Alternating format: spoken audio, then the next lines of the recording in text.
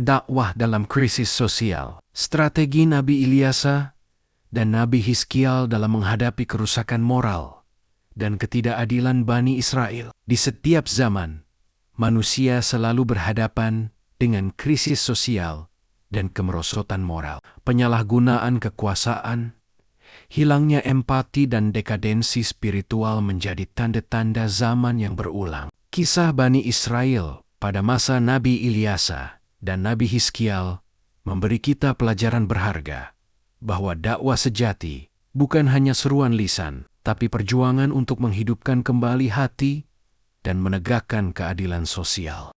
Setelah wafatnya Nabi Ilyas, bangsa Israel terpecah menjadi dua kerajaan, Israel di utara dan Yehuda di selatan. Perpecahan ini melahirkan konflik politik, kerusakan moral, dan kesenjangan sosial yang tajam. Para pemimpin hidup dalam kemewahan, sementara rakyat kecil tertindas. Di sisi lain, banyak di antara mereka yang kembali menyembah berhala, melupakan nilai-nilai tauhid dan keadilan. Berabad-abad kemudian, saat mereka dibuang ke Babilonia, bangsa itu kembali kehilangan arah, bukan hanya secara politik, tapi juga secara spiritual. Dalam dua masa inilah, Allah mengutus dua nabi, Ilyasa dan Hizkiel, untuk membangunkan hati umat yang tertidur.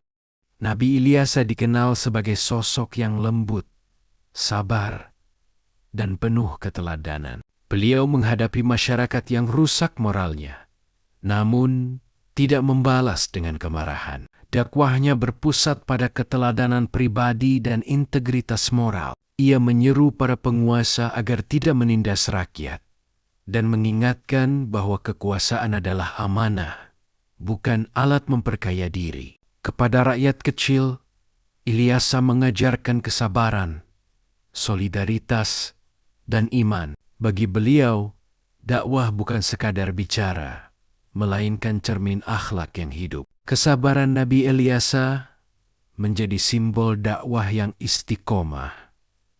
Tidak mudah menyerah meski ditolak oleh kaumnya. Dari beliau, kita belajar bahwa perubahan sosial yang sejati berawal dari kekuatan moral dan kejujuran pribadi.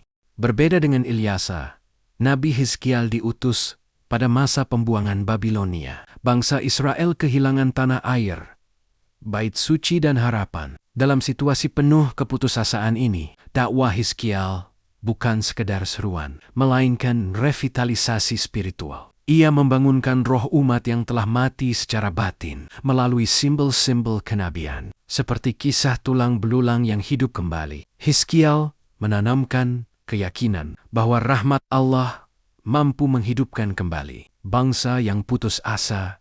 Ia mengajarkan taubat, tanggung jawab pribadi, dan keadilan sosial, bahwa setiap manusia bertanggung jawab atas amalnya sendiri, dan perubahan sosial dimulai dari perubahan diri.